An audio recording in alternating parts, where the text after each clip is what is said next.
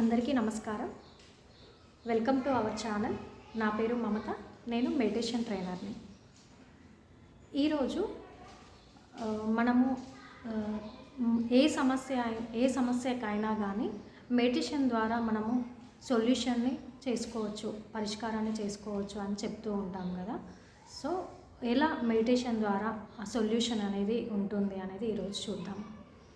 అయితే ఇప్పుడు మనకి సమస్యలు వచ్చాయి అని అనుకుంటున్నాము. ఫస్ట్ ఆ సమస్యలు అనేవి ఎక్కడి నుండి స్టార్ట్ అవుతున్నాయి అనేది మనం తెలుసుకోవాలి. సో మనకి ఈ సమస్యలు ఎక్కడ పుడుతున్నాయి అని అంటే ఫస్ట్ అవి మన ఆలోచనల నుండి సమస్యలు పుడుతున్నాయి. అంటే మనము దేని గురించి అయితే ఎక్కువగా ఆలోచిస్తామో అదే మన జీవితంలో రియాలిటీలోకి వస్తుంది, వాస్తవంలోకి వస్తుంది. మనం చేసే మన ఆలోచనలే మన వాస్తవము.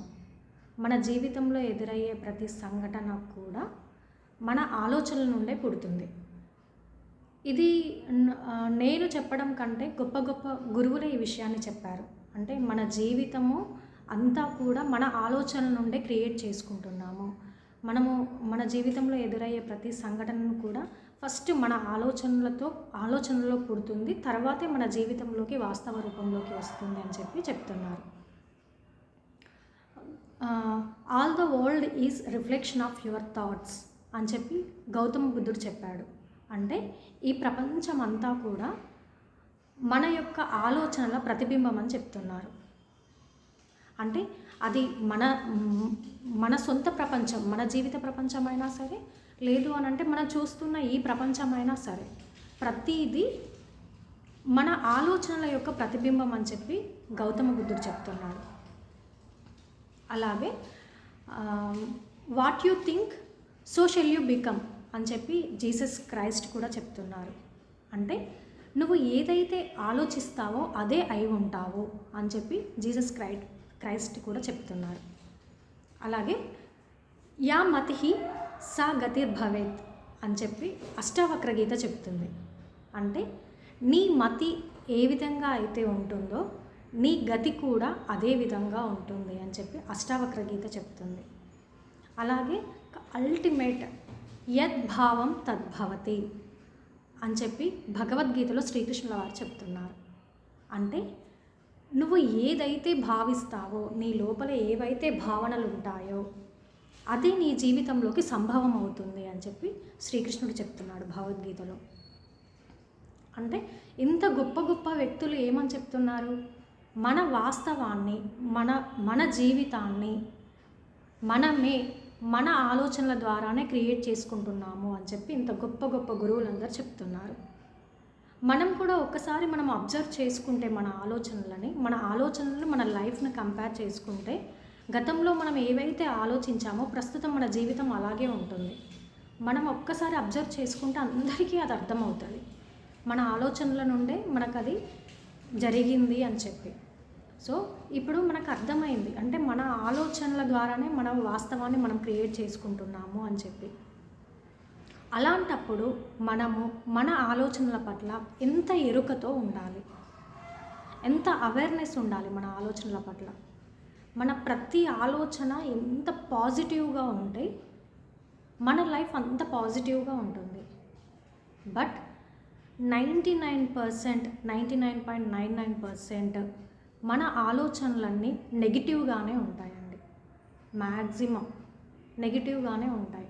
అంటే నాకు ఆరోగ్యం బాగాలేదు, ఇంట్లో సమస్యలు ఉన్నాయి, నా కెరీర్ బాగలేదు, నా స్టడీస్ బాగలేవు, నాకు జాబు రాదు, నాకు జాబు లేదు, నేను ఇది చేయలేను, నేను అది చేయలేను, నాకు ఇదంటే భయము, ఇలా చెప్పుకుంటూ పోతే చాలా చాలా ఉంటాయి నెగిటివ్గా. సో ఏవైతే మనము ఇలాంటి ఆలోచనలు చేస్తున్నామో అంటే యూనివర్స్కి ఏం తెలియదండి, మనము ఆలోచించేది పాజిటివా నెగిటివా అని తెలియదు. మనం ఏదైతే ఆలోచిస్తామో ప్రతి ఆలోచనకి ఎనర్జీ అనేది ఉంటుంది. సో ఆ ఎనర్జీ యూనివర్స్కి వెళ్ళి రియాలిటీలోకి తీసుకొని వస్తుంది. సో అలాంటప్పుడు మన ఆలోచనల పట్ల మనం ఎంత అవేర్గా ఉండాలి, అవేర్నెస్ అనేది ఉండాలి. ఫస్ట్ మనం ఏం ఆలోచిస్తున్నామో మనకు తెలియాలి. ఎందుకనంటే మనకి అవేర్నెస్ లేక, ఈ మెడిటేషన్ అనేది లేక, అవేర్నెస్ లేక కంటిన్యూస్గా ఆలోచించుకుంటూనే వెళ్తున్నాం. కానీ మనం ఎలాంటి ఆలోచనలు చేస్తున్నాం అనే ఎరుక ఎవరికీ ఉండదు. ఆలోచనలు వాటి పని అది చేసుకుంటూనే వెళ్తుంది. మనం ఆలోచనే కదా చేసాము అనుకుంటాము, కానీ ఆ ఆలోచనే మన జీవితం అని ఇప్పుడు తెలుస్తుంది మనకి. ఆ ఆలోచనే మనకు జీవిత రూపంలో మారుతుంది. మన జీవితంలో ఎదురయ్యే సంఘటనలు కానీ, వ్యక్తులు కానీ, పరిస్థితులు కానీ అన్నీ మన ఆలోచనల ద్వారానే అవుతున్నాయి అని చెప్పి ఇప్పుడు అర్థమవుతుంది. కానీ మనం లైట్ తీసుకుంటాం, ఆలోచనే కదా అని వదిలేస్తాము. కానీ ఆలోచన అనేది మన వాస్తవం అనేది గుర్తుపెట్టుకోవాలి. సో అలాంటి ఆలోచనలను మనం ఎంత పాజిటివ్గా ఉంటే మన లైఫ్ అంత బాగుంటుంది. సో ఇక్కడ ఏంటి అంటే మెడిటేషన్ త్రూ ఏం జరుగుతుంది అని అంటే మనలో ఉన్న ఆ నెగిటివిటీని మెడిటేషన్ ద్వారా ఆలోచనలు అనేవి ఆటోమేటిక్గా పాజిటివ్గా మారడం జరుగుతుంది. ఈ నెగిటివిటీ అంతా కల్టివేట్ అవుతుంది మెడిటేషన్ ద్వారా. ఎప్పటి నుండో వేసిన ఆ విత్తనాలు, ఆ నెగిటివ్స్ అన్నీ మన సబ్కాన్షియస్లో ఉండిపోయినవన్నీ కూడా మెడిటేషన్ ద్వారా ఏంటి అంటే మొత్తము తీసివేయడం జరుగుతుంది. క్లియర్ అవుతుంది. ఆ సబ్కాన్షియస్ మైండ్లో ఉన్న నెగిటివిటీ అంతా క్లియర్ అవుతుంది. క్లియర్ అయ్యి ఆటోమేటిక్గా పాజిటివ్ మైండ్ సెట్ అనేది ఏర్పడుతుంది. ఎప్పుడైతే positive mind set, positive thinking అనేది ఉంటుందో అప్పుడు మన జీవితం అనేది కూడా అంత హ్యాపీగా, అంత పాజిటివ్గా ఉంటుంది. సో సమస్యలు లేకుండా, ఎలాంటి ప్రాబ్లమ్స్ లేకుండా మనము మన లైఫ్ను మనము క్రియేట్ చేసుకోవడానికి ఉంటుంది. సో ఇది ఓన్లీ మెడిటేషన్ ద్వారా మాత్రమే సాధ్యమవుతుంది. మన నెగిటివిటీని తీసుకొని మన ఆలోచన విధానాలను మార్చుకోవాలి అని అంటే మెడిటేషన్ ద్వారా మాత్రమే సాధ్యమవుతుంది. సో ఈ మెడిటేషన్ చేసుకుంటూ వెళ్తూ ఉంటే ఏమవుతుందనంటే మన జీవితంలో సమస్యలు అనేవి తగ్గడం, అంటే మన మైండ్ సెట్ చేంజ్ అవుతుంది, పాజిటివ్లోకి వస్తాం కాబట్టి మన సమస్యలు కూడా అదే విధంగా తగ్గడం జరుగుతుంది. ఎలాంటి సమస్యలైనా సరే, ఆరోగ్య సమస్యలైనా ఎలాంటి సమస్యలైనా కూడా తగ్గడం జరుగుతుంది.